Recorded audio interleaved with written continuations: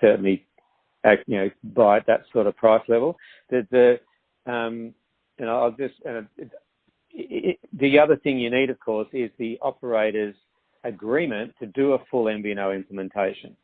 And the commercial model becomes quite different. We just talked about that back-to-back model. Yeah. Under a full core MVNO model, that becomes much more problematic. And typically what you'll find in that environment is, you might be selling, there's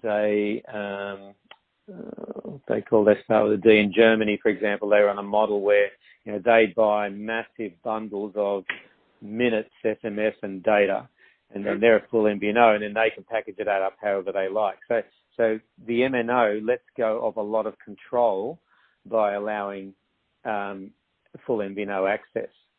And in Australia as well, there's the network engineering teams will come back and say, because they don't like doing it, and they'll, the actual implementation or the integration costs that it's not just about buying or purchasing that platform. It's then you've got to integrate that into the network of the operator, and that takes resources and costs because there's a whole program you need to run along in order to do that, and that is, let's put it this way, I've seen the sort of pricing I just mentioned to you then. You can be looking at 4 or 5 times that amount just to do the integration. So the carrier makes it very difficult to commercially to make that viable. Because they just don't like it. So if I can just draw a parallel here. So when I went to the Netherlands in 2006 to 2009 to set up the wholesale business of Vodafone in the Netherlands.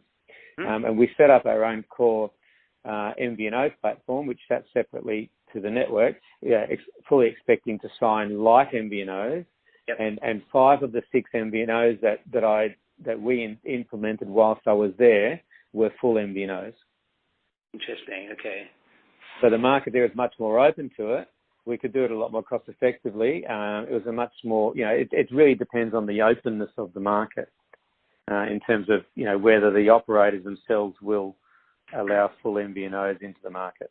Interesting. Okay. So this is, it sounds like, so the MNOs to a degree have a bit of control over the MVNOs if they are quite resistant to letting in any full MVNOs, then you have a little bit of control over them anyway, which is helpful.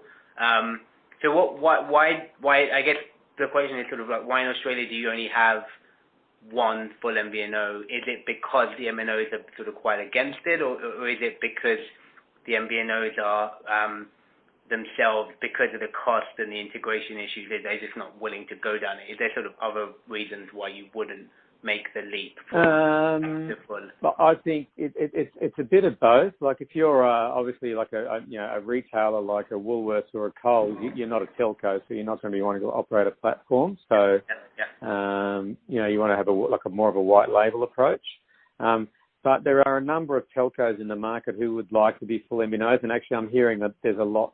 There's a few knocking on the door now saying we want to be a full MVNO, and we might, even ones that are light MVNOs today, they're much more interested in moving to a full MVNO model. Yep. So, I think it's a matter of time. The MNOs will still be quite resistant to it.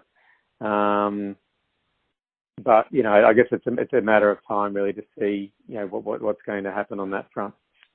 Interesting.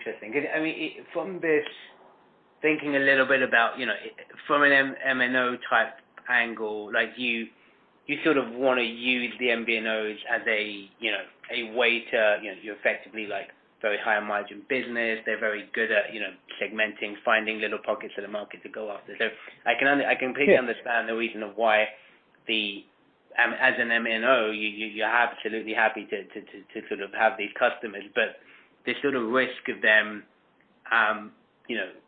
taking a chunk of your share and then at the end of it being able to sort of, have leverage over you, becomes a lot higher if they're a full MVNO. So it just sounds a little bit like a risk, but it's also one of these that's like a little bit like a sort of, prisoner's sort of dilemma type environment where, there's lots of this sort of free margin around.